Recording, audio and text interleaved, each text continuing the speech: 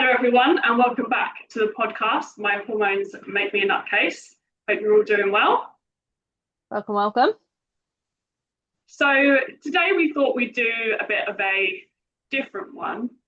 We wanted to talk a little bit about what our struggles are, even though we're literally living what we preach. We are health, fitness, nutrition, like coaches, all in one, lifestyle coaches. But we still have struggles, like we still go through the same things that all of you go through, but I suppose we have mastered them a little. I wouldn't say we've mastered all of them, but we've definitely overcome some of them. But it doesn't mean that those struggles don't come up sometimes, like when we're stressed or, we're not 100% all of the time. We're not perfect. We're human still, is basically what I'm trying to say. Yeah, and these things, like you say, happen to all of us, not just people trying to get into fitness or trying to make fitness something or health and fitness part of their routines. Like, we get it. Like, we might not do everything someone comes to us with, but we might have done it at some point, or we might still do it. And we still, there are struggles, absolutely. Like, let's take exercise, for example. Yesterday, I put in my diary to go for a run. Did I go for a run? No, I talked myself out of it.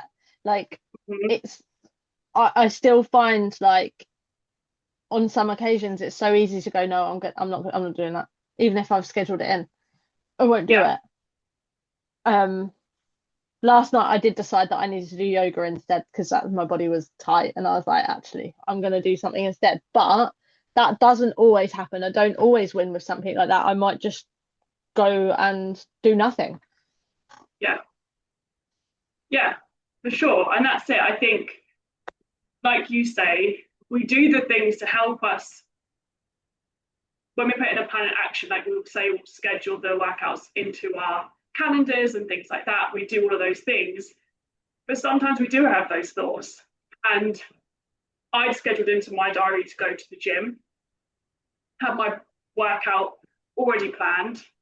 And to be honest with you, I had enough time, but I just really couldn't bother to drive to the gym, be around the business of the people, even though I do it and it's fine. But I just got in my own head. And actually, yesterday, like you, I did do something. I did work out from home. I did like a shorter workout. But that doesn't always happen. Like Sunday, I had put into my diary to go to the gym, ended up cleaning the house. And I was like, I'm knackered. That's the workout enough. Or some days there are days where you, like you say, it's just the workout doesn't happen at all. You just talk yourself out of it. Absolutely. All things come up, right? Yesterday, actually, I was just going to look for my phone to see where my calendar is, but it's in front of me. I think yesterday I was supposed to take the dog out for a walk, and I moved the dog walk like 4 times in my day because it just didn't fit where I wanted to. Even though in my diary it looked like, yes, I've got an hour slot there, I can do it. By the time I'd done other stuff and like I'd overrun by other stuff, I was like, oh God, I don't have time. Move the dog walk again. Okay, I'll do it at that time. Yeah, that's cool. And then I'm like, oh shit, I haven't planned my lunch. I need to eat. Like, now where am I going to put it? And at the end, in the end, he ended up at the end of the day, which is fine because I had time to do it then. But it doesn't always go the way you want it to go. No. But can you move it? Can you make it maybe shorter? Like this morning, he got 20 minutes because I got up a bit later, and I was like, oh God, I need to take him out. But like, I potentially am not going to take him out for the rest of the day. So it's where can you move things if things get busy? Can you shorten it? I think those are the things that for me, I'm like, no, I can do 10 minutes. I have got that 10 minutes. I just need to get on and do it rather than procrastinate and think, oh, I don't have time for that. Because by the time I've thought that about 10 times, 10 minutes is gone. Yeah, definitely.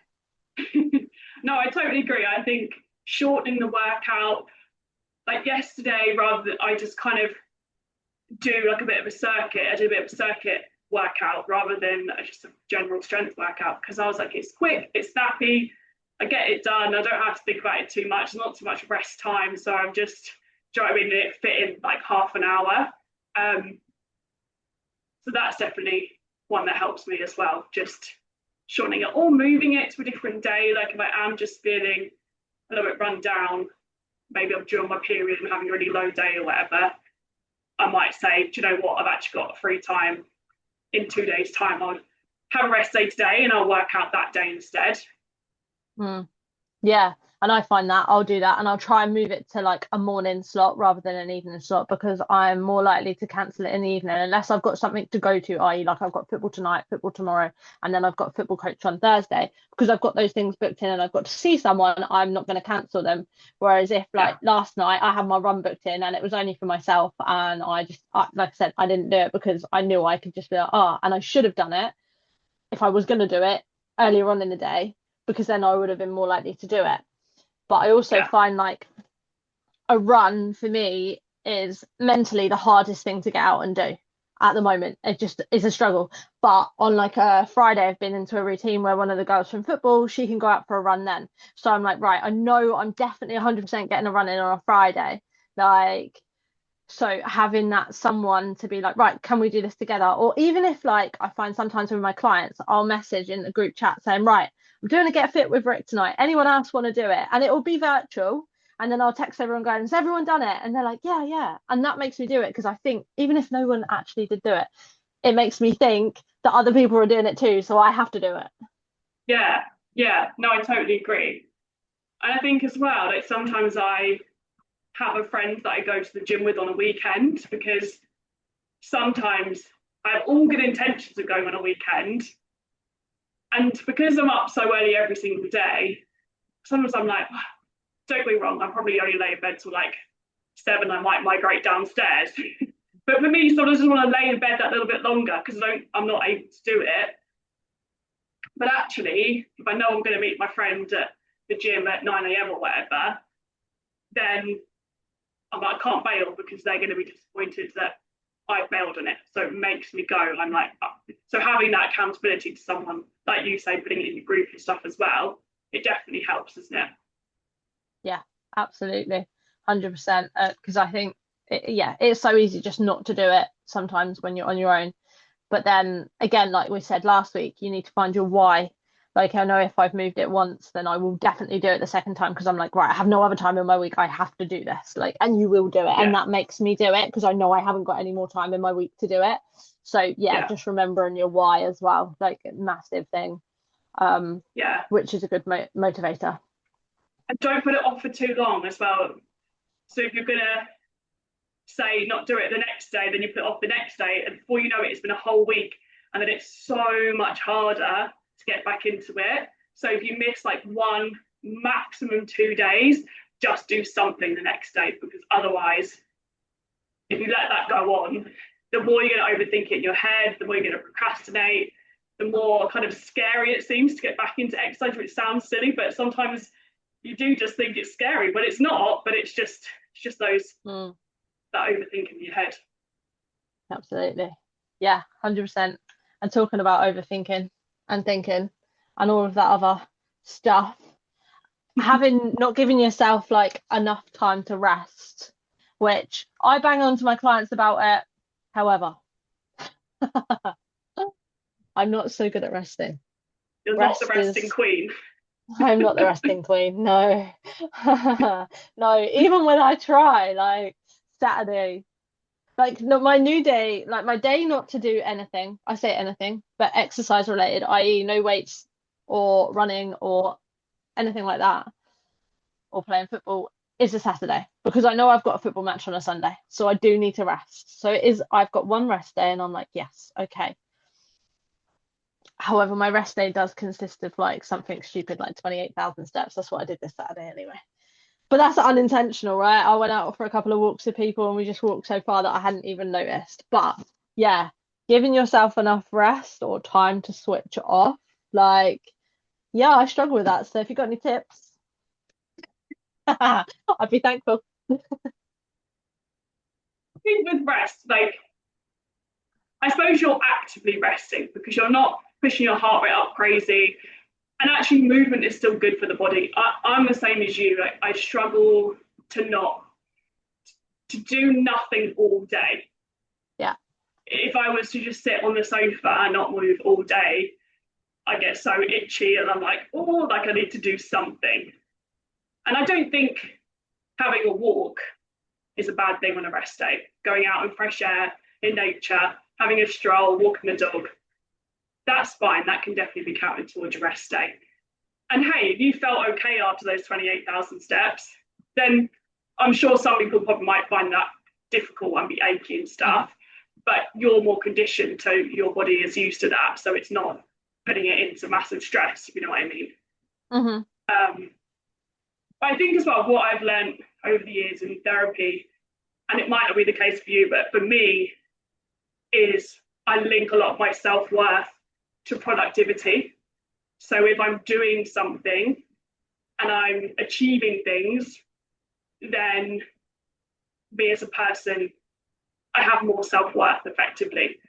Whereas if I don't achieve things, I don't do things, and I'm not productive, then it starts to make me feel anxious because all that stuff comes up of you're not good enough, you're not worth anything, da da da da. So it's almost like a coping mechanism so that I don't feel those things, if that makes sense. And it's definitely taken a lot of work to get past that. I don't think I'm ever going to be fully cured because I'm never going to be someone that can just do nothing all day. And sometimes I get bored and then I almost say, so for example, on Saturday, I went to the gym, did a bit of a walk, then I did chill for the afternoon, did a bit of colouring, watched my favourite TV show, potted about. But then I got a bit bored. But I'm like, we're actually meant to be bored as humans sometimes. It's not a bad thing to be bored. So I constantly remind myself that. And then actually, when I've had those hours of rest, I actually feel so much better. I feel energized when I've done a mixture of both things, not just sat and done nothing all day. Me personally, that might be fine for somebody else. But I think for me, it's about finding that balance of doing a little bit, but also resting a bit as well. Because otherwise, I am someone that burns out quite quickly as well. So I do have to have that balance. If that made any sense at all. Yeah, no, it does. Absolutely. Yeah. Like, when people say they're having a chill day, I'm like, can you please explain to me what a chill day consists of? Because for me, a chill day like you would be going out and doing all the stuff in the morning, and then in the afternoon, like if I want to sit and I don't know, watch a TV program or do something arty or whatever, then I'll do it in the afternoon. Like, one, I don't want to waste the day, especially if it's nice. Probably for a bit, if it was raining, I probably wouldn't like go as like mad. But when it's nice and dry, I feel like you should just like seize the day. Like, I don't want to waste this day like sitting inside doing nothing. But like some people obviously say they literally do nothing, and that I could not. That would bore me all day. And like you say, I text someone the other day and I said to her, she was like, oh, like I think it was last night actually. She was waiting to go to like yoga, and there was like an hour gap, and she was like, oh, but I'm bored. And I was like, you're allowed to be bored, it's a normal thing. And then I put in brackets says she, because she knows very well that I'm not very good at being bored. I get bored of being bored. Like, it's those things. And I'm like, oh, I don't want to do anything because I'm bored. And then I get bored of being bored. And then I don't want to do, and it becomes a cycle. And I hate that cycle. Like, it doesn't feel nice. But like you say, you are allowed to feel bored. It's a normal human emotion. And if we didn't have all these things in the world, if we were cavemen, well, we'd be really freaking bored, right? Unless we're hunting for food. Yeah. Well, that's the thing, isn't it? We're not actually made to have all this technology. We're not made to have computers and TVs and phones and iPads. So people back before technology must have been bored at some points, because if you're not at work working, obviously for us, we have our own businesses. So we want to at the weekend, we can log on and do things, right? But back in the day, I suppose there was less of that because you did have computers and things. So once you're not at work, you can't literally log on and do stuff. So if there's nothing to watch, you probably are going out on walks and things like that, and kids are playing more in the garden. But there must be times when you're probably just sat there going, oh, what am I going to do now? Yeah. I'm going to do a puzzle. Maybe I'll, do a bit of colouring or whatever it is. Yeah, 100%. Because otherwise, oh my gosh. But like you say, some people can deal with that. But yeah, I think having like at least one day out of like your 7 to give yourself rest, because I do know some people that will work out like every day, like, and that's not going to get you anywhere. Like, you do need to have at least like one day where you're not going so crazy or so hard. Like, your body needs Yeah, rest to recover, and if it doesn't have that rest to recover properly, you will probably see yourself getting worse at something rather than better at something. So like, it is good to mix up what you're doing if you're doing something every day. Don't go crazy, batshit crazy all the time. Like, do things like your yeah, yoga, your walking, and that, if you want to be like do active recovery, I suppose. yeah, definitely, definitely. And I suppose that leads quite nicely into feeling guilty for not exercising. Hmm. And it's funny because, well, it's not funny, that Fred hurt his paw like over a week ago. And a lot of my walking is made up of walking him. I do walk on the treadmill when I have like online clients, but I go out some days for an hour and a half, some days a little bit less, maybe sometimes a little bit more, depending on who's walking him. But that's my exercise and his exercise. And we haven't been doing that. And I've tried my hardest, like, not to feel guilty for it. I feel guilty because I feel bad for him, but also because I know that's how I get my movement in. And also, I like to get outside in the fresh air. Um, so, yeah, sometimes there's those days where I think, feel a bit guilty, probably should get up the treadmill a bit more, but it's a bit boring, and you have all those thoughts. Um, but in my head, I've kind of said it's only temporary, it's only 2 weeks, he'll be fine, I'll be fine. 2 weeks off of like of walking as much as I usually do isn't going to kill me, isn't going to Mm. ruin my progress. And I've kind of just accepted it. Like, he gets his bandage off on Friday, so hopefully the weekend we can go back out again, and I'll just go back into my normal routine. So, you know, it's what it is. Absolutely, and I think that's the thing to remember, isn't it? Because like, a lot of people will say to me when they've been on like holidays and stuff, "Oh, I feel guilty because I haven't exercised," or I've been like super busy and I haven't had time to exercise, I feel guilty. Now, this definitely I understand 100%, because I've gone for it. Like, I go through moments of this when I've done less. Like, I find it easier if I've been on holiday, because I've given myself accepted, like, you probably won't do as much this holiday, it might just be walking. But because I know that in my head, I'm like, it's just a week, it's fine, you can get back to it when you come home. Like, I mean, we were saying earlier, like, we both like to exercise because we know how it makes us feel. So actually, when we go on holidays, like, if we've gone for longer than a couple of days, we probably are going to take our gym stuff because we enjoy going for a run or enjoy doing Yeah, weights or whatever it is. But like, yeah, I find it a lot easier to be like, okay, it's only a week, it doesn't matter if I don't do it. Whereas when I'm at home and I'm not exercising, I think I find that difficult to not feel guilty at, because I know I've got like football coming up, or I've got something coming up, and I don't want to lose my games and all this stuff. But I know, like, a couple of days of not doing it, actually sometimes I'll come back and I'll perform better. yeah. You're not aching, you're not sore, you've kind of recovered properly. Yeah. And I think it's remembering that actually a couple of days of not doing it isn't, you're not going to suddenly get fat, or you're not suddenly going to Yeah, lose like the ability to run however many miles, or you're not going to be any slower. Like, I think you have to remind yourself of those. Maybe if it rolls on to, actually, when I went to Australia for a month, I only worked out probably like 6 or 7 times in that month, and I came back and I could still lift the same weights. Like, it wasn't a problem. Like, but it's remembering those things. Like, I think the only problem you have is if you let that 1 month become 2 months, 3 months, 4 months, five yeah, months. Do you know what I mean? yeah, definitely, definitely. And I think for me, I used to have no, because I used to trade a lot more. I traded more when I was in my 20s than I do now, for sure.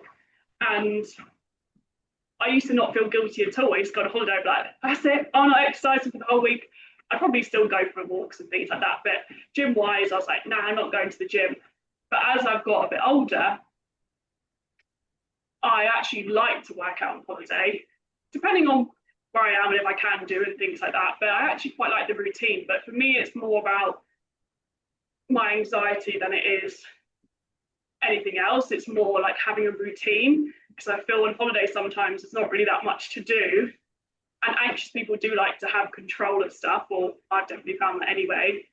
So it's like having that bit of structure and routine, doing a work that makes me feel good, I actually enjoy whilst I'm away.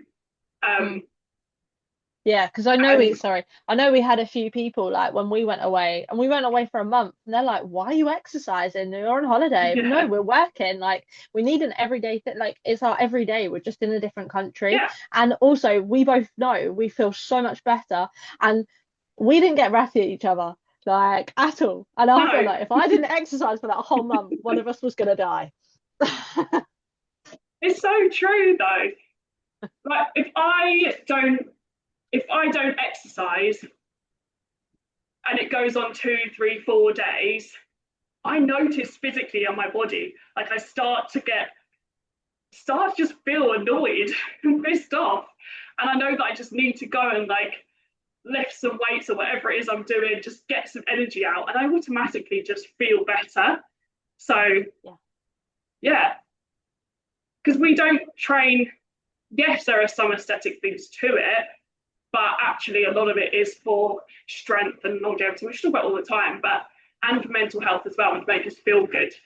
Um, so yeah, Yeah, absolutely. And that's the thing, isn't it? There's so like looking at another one of the things that we struggle with, low confidence and body size. Like you just said there about you don't train for aesthetic reasons, but there's always something in the back of your head, potentially because of how we're brought up, that if I don't stay like this, people are gonna say something, or if I don't stay small, like are people going to judge me? Like I think especially more so in our industry because we're almost a walking advert for what we do, right? So if I was to walk around and I was like 20 stone, would I have many clients? And probably not, because they were like, what the fuck, you're like talking about I need to eat healthy, do this, do that, what, and you don't do any of it. Like yes, yeah, but it should be about your knowledge, not what you look like, but there is that pressure of absolutely. what you look like to have a business that runs how you want it to. It's a trust thing as well, isn't it? Like you say, we're literally walking. What's the word? Walking, talking, breathing advert, don't know. Yeah, like we are like the face of our The business. So brand. Yeah. yeah, we are the brand. And so I suppose if you, like you say, if you look at someone that doesn't look like, because there might be people out there that are technically overweight, but do all of those things. I'm not saying that they don't, Hmm. but Yeah. people will automatically judge and go, well, they don't do that. Why am I going to put my trust in them? They're not going to help me to lose weight or, live a balanced, healthy lifestyle because they don't look like they do that themselves. So Yeah. it's really true. Um, and it is like I remember growing up and everyone you see in the media, and it still really is the case, isn't it? But everyone Yeah. is in a smaller body type. And the magazines, I know there are some things out there now with celebrating all body sizes, but I think the underlying message is having a smaller body is better, generally for health and just generally, which I think is probably it's a really difficult one because physically you don't want to be overweight because it is bad for Yeah. you. You are Hmm. going to get more risk of health problems, dying early, all that stuff. So essentially, you do need to be a healthy body weight. Now, that doesn't need to be super skinny, like no body fat at all. Some body fat is not a problem. Um, but I know from growing up that being slim was the ideal. And Hmm. maybe if I do think I put on a few pounds here and there, I do panic about it. And I do think, well, no, people are going to judge me or people are going to, notice it. And sometimes I might pick myself apart in the mirror.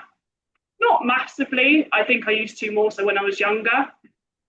But all those thoughts definitely still crop up for sure. Absolutely. And I feel like it depends on how you were treated at school, right? I was bullied for being fat. if you actually probably looked at me, I don't know if I don't think I was fat. Just had a bit of puppy fat on me, I wasn't like giant, but still those like people in the like you remember what kids say about you, or and I was always the tall one, so I was always a giant, like you know when you're like, oh, and that sticks with you and like Yeah, things like that. And I think it's not necessarily people, well, I suppose people strive to be small because it's portrayed as like you say healthy and that, but yeah, it needs to be like a middle ground because I feel like if you're anywhere, well, I can't even say a size, but like I don't know, 10 to 14, like a normal average size is like, or even yeah, 16, like it shouldn't be that like you have to look like a size 4, 6, or 8. yeah, And everyone's body shape's different. So you're you could still be super healthy and be a size 14 and have a few rolls and that is healthy, right? But hmm, I think we're so used to you have to be slim, you have to have a six pack, or you have to have these things. And actually, yeah, it's not the right way to go about it because being slim and skinny and that like also has bad side effects too. Like you need to be yeah, comfortable. I feel like that is the thing. Feel comfortable in what you're doing and how you feel. Like I know for me, as soon as I start overeating, I can feel it. I feel uncomfortable. Like I'm like, oh God, like I can feel I've got like a double chin and I can feel like my jeans don't fit me so well or this doesn't fit me so well. So I'm like, right, I need to do something about this because I feel uncomfortable. yeah, yeah. And I suppose you're going off your how your clothes are fitting and how you feel rather than that number Mm, of scales as well. It's more yeah, about that. Yeah, absolutely. I wouldn't have a clue. I could guess what I weigh, but I can't remember the last time I got on the scales. So it would be like, yeah, more of a how I feel with things, or have I got the energy to go and run, or have I got the energy to go and do this? How am I doing what I normally do? Like if I haven't, then I need to sort something out, and it's yeah, most likely normally food thing. But yeah, it is difficult, I think, to you need to get yourself out of the mindset of what am I trying to say? Like, it's easy to have lower confidence when you don't feel great and you feel lethargic. And I feel those things crop up. They can crop up as well because your hormones. You'll have a phase where you're like, oh, I don't feel good enough, or I don't like the way I look and stuff. And it probably is your hormones screaming at you. But like, it's remembering what it is, or you pinpointing the fact of why do I feel like this and what can I do about it yeah, yeah, definitely. without And letting that it like go on forever. Yeah, sorry, Karen. no, no, no, absolutely. And I think as well, oh no, my train of thought was going. No, I think it's got I do about it. Can I get out on more walks? Am I walking enough? Have I been walking like I have been before? Am I drinking enough water?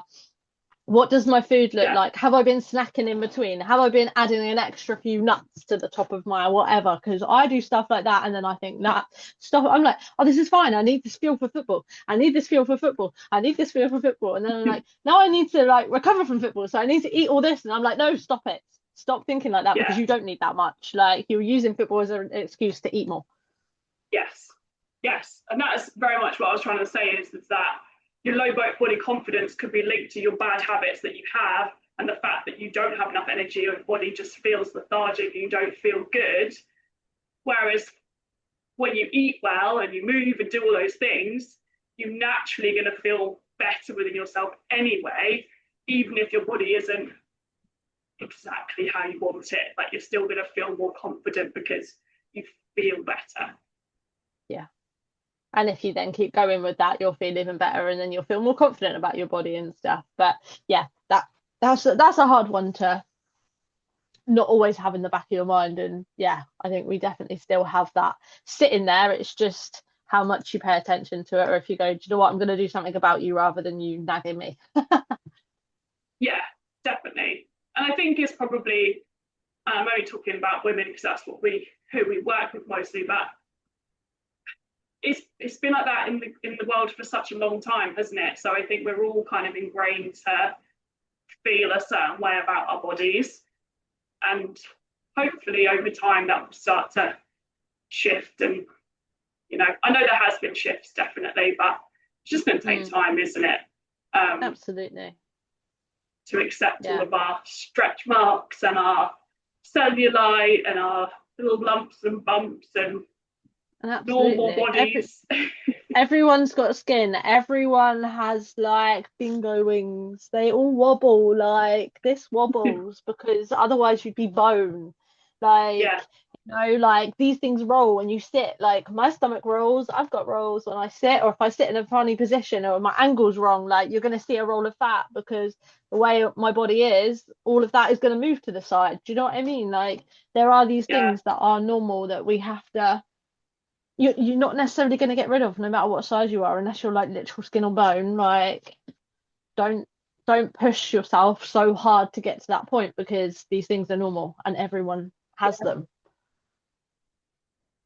It's Definitely, like things definitely. like wrinkles and bags. Like you're going to get bags if you're tired. You're going to get wrinkles in your Yeah, face the older you get. Like people don't have them because they're having more Botox and stuff. But if you actually drink water and eat well, you're less likely to get wrinkles and stuff like that anyway. So yeah. actually save yourself like 200-300 quid and just eat better and drink more. It's so true. And who knows what the side effects of these things are going to be down the line. Like I get terrified, like putting literal toxins into your face. I, Yeah. I don't mind people doing this stuff, by the way. It's what Yeah, you everybody crack else on. wants to do is fine. But personally, I mean, we'll see 10 years from now. But right now, it terrifies me to think about putting that stuff. And there was a girl I watched on YouTube actually who had Botox the first time, made her whole like side of her face droop. Mm. And the crazy thing was, she went back and did it again, and the same What? thing happened. And I was like, No. surely after that first time, you're, you're not going to go. Like, it eventually was fine. Then she got the good effects from it. But then it happened again, and she was so upset. And then I heard her talking about it the other day, saying that she loved the effects and she was really tempted to do it again. And I was like, What? are you crazy? What if that permanently, next time you do it, your Damages your face just face. droops? Yeah. Oh my It's God. to just make, she's like, my makeup goes on better, my skin is smoother. I'm like, but is that worth you having a whole droopy? What? No, my God, I'd Like, rather some wrinkles on my forehead than a droopy oh my face. God, But yeah, wild, it's wild it's what people will mental. And do. like you say, like you have no idea how you're gonna react to that. Like I know No, loads of like friends and stuff that do it, and you say 10 years from now, and they're not like 10 years from now. And they're like, no, oh, it's like people I've got like 2020s. lines like here, like crow's feet. And I'm like, yeah, when you laugh, you're gonna like your eyes crinkle, That's like your face is normal. supposed to make like your face is supposed to crinkle up, like it's skin. Like it's not Yeah, like brought back. It's like people like I don't know. You see Katie Price, and she just looks like an alien to me. Like, but like it's those things that these are all normal, but because of social media and things like that, it's like, oh, you shouldn't have a wrinkle. And actually, I think you look more ridiculous the older you get without wrinkles because you're supposed to have them. definitely. Like, I remember even watching back a skin series from however many years ago that was, and how normal all the people looked in it. You know, like all the early 20s year olds who Mm, have all different sized lips, all different sized noses, their bodies are just normal, no like lifts here or just normal lumps and bumps and curves and however their bodies are. They look so natural. Their eyebrows, like no false eyelashes. They just look like normal 20-year-olds. And then you watch something like Love Island now, it's just insane. Like the amount of filler and Botox and BBLs and all these things, mm. they look so different and so unnatural and just it's just Yeah. it's so sad, isn't it, really? It's really sad that people feel like they need to really change the way they look to be happy. And like you say, you could have a reaction to something that they put in your face and then what I've seen there was a couple they did like I think it was a menopause program or there was a program they're bringing people into a school and all of them had Botox and this woman's face looked horrific because she had such a reaction and she was like I would never put anything in my awful and she was I'd never do it again like don't do it like because you just don't know how your body's going to react right like No, just because what it's all right for one person doesn't mean it is for you like and I just think the risk of that, I would rather look like me any day of the week than to risk trying to get rid of a few wrinkles. Yeah, absolutely. Me too. I don't mind a false eyelash every now and then. Get my nails Yep. done. They're not drastic, but I like to have my nails done. And that's about Hmm. as far as it. Might dye my eyebrows, but Yep. apart from that, No, I'm that's not it. pumping anything into my skin. Yeah, no, No, get away. no. Absolutely. There was a thing the other day someone was saying to me about like if you smile and you feel like you're too gummy when you're smiling, you can get Botox in the top of your lip to stop your lips from going so high and they just sit normally. So when you smile, you don't see your top gum. And I was like, do you know what? I can see my top gum. If I like make a really silly smile or whatever, I'm like, yeah, I can see mine. But I would never think, do you know what? I need a bit of Botox in here just so I don't smile so high.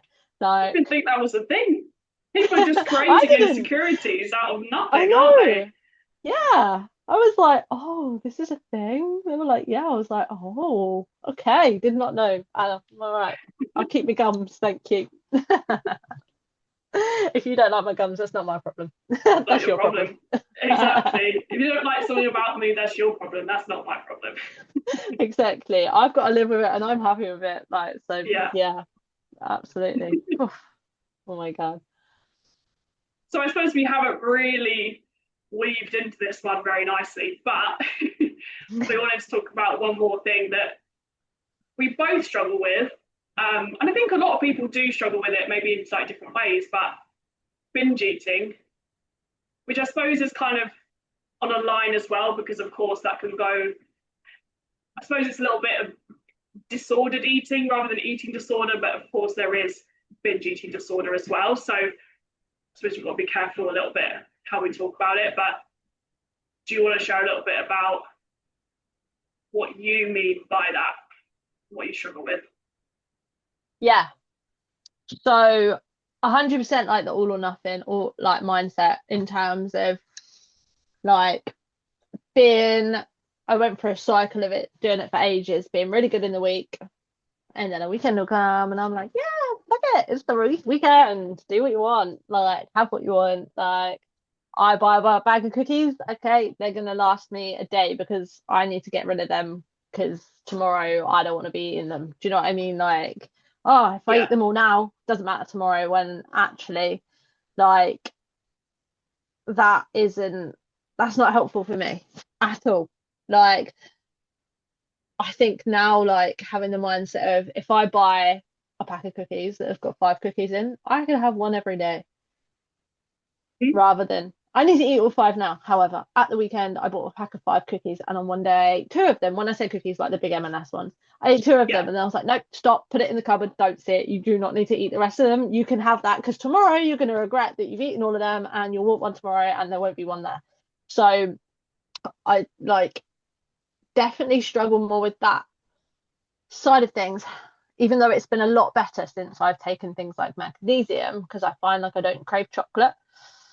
mm-hmm. So maybe I was magnesium deficient in some way, shape, or form. Because yeah, chocolate doesn't bother me like it used to. Like I'd have like milk chocolate every day. And sometimes like if people at Easter bought me chocolate eggs, or I'm gonna eat all those chocolate eggs like within a couple of days. They will not last me. Whereas now they're more likely to last me. Um, yeah, I just feel like weekends was like, ah, screw it, doesn't matter now. Whereas I suppose I started playing football, so I'd stop going out and partying, and because I liked football, but it would stop me going out from partying, binge drinking, eating rubbish, and that Yeah, cycle, and actually putting that in place has massively helped. yeah, that makes sense. Makes sense. I think for me, I've not been someone that has to eat. Like I could buy a pack of cookies, and you know, I'd probably eat one, and I'd probably really bad, maybe to some people, but I'd probably throw away the rest, so I couldn't eat the rest. Oh, that makes me. Oh no, I hurt. How dare you? Send them to me next time. Or yeah, I can break it up and have it throughout the week. I think the weekends for me is a time where I feel like, oh, I can be a little bit less strict. Not that I am strict in the week because I still allow myself. I still have, like last night I had a halloumi, sweet chili halloumi wrap. So it's not as if I'm not eating bread or, not eating. I'm still having delicious food, But I don't really eat out on weekdays and things like that. So maybe it gets the weekend, I want to get out of the house a little bit, maybe want to go out somewhere, and then you end up going out Saturday lunchtime, Saturday dinner time, not saying go and have 3-course meals, but stop at a cafe or go here, kind of have less of that mentality of eating as healthily. So then I might kind of spiral a little bit from there. Always when I get back to Monday, I get back into my normal routine. But there is that kind of thought process of, oh, I don't need to be quite as healthy this weekend, if that makes sense. So it's more of a binge that way rather than I'll buy what you do. It's just a slightly different. Yeah, I get that. Whatever. It's almost like as well, like having like time off from cooking, isn't it? You're like, oh, I'm not going to cook. It's like a Friday or a Thursday. I don't cook on a Thursday. We're gonna go out, like, or a Friday, and it feels like acceptable from like Thursday onwards. Whereas I don't know about you, but Monday to Wednesday, I would feel like an absolute imposter if I went out for dinner or if I went and got I cannot get a takeaway in the week because I feel like the guy giving me the takeaway is judging me if I get a takeaway midweek. Like that would never happen ever. Yeah. If it's a Friday, Saturday, it's absolutely acceptable. Yeah, it's acceptable. Yeah. You can do that. Yeah. Why? I know. And I think for the weekends, I never used to plan for the weekend. So I do plan in or have stuff in like frozen pizza or maybe some pasta or stuff like that. So I still maybe have something that's, I mean, all my meals kind of are not, they're all nice tasting to me and they're balanced. Unless it's a chickpea curry, then it's shit. Unless it's a chickpea curry. I'm really tempted now, but it's slightly different tonight, so fingers crossed for me, everyone. Sam doesn't know that yet, but anyway. Yeah, I don't know what I'm saying now. Yeah, I know, me neither. The chickpea curry got me, sorry. Oh, you have nice food, sorry. Yeah. But yeah, like having something there at the weekend that I can just, cook. So it might be like, right, we're going to go out for Saturday lunch, maybe to a cafe. We might get a takeaway, I don't know, Friday night or something, but then other meals will.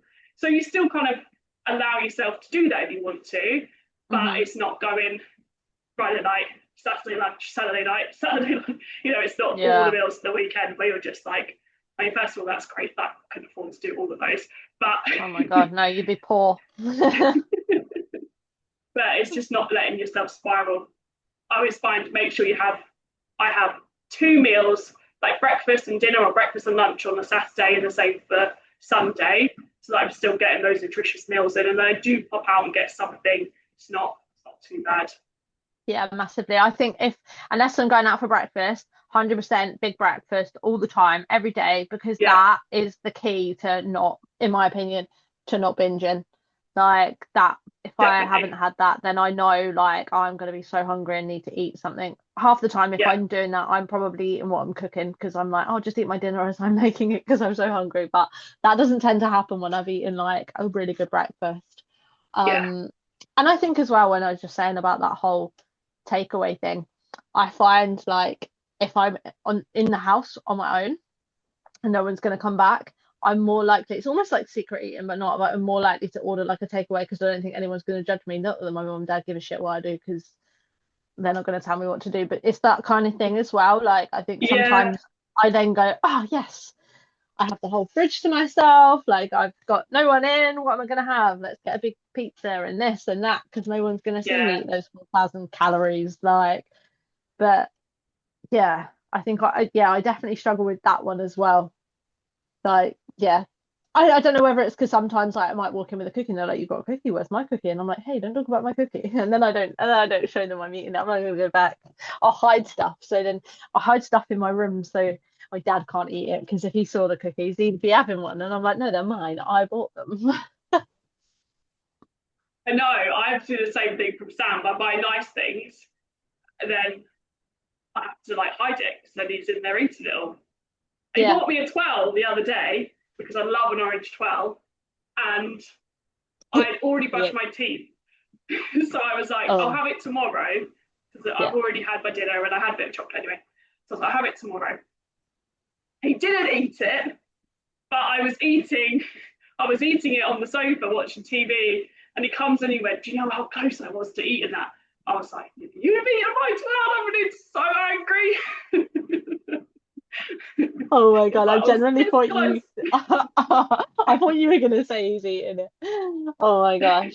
But is that though? I've had clients before that say like, oh, like when we buy stuff, I have to eat it because otherwise my other half eats it and I want it. Like, how do you get over that? Because that's a really shit thing for your other half to do. It Like, is, if they know you've bought it for you, like, yeah.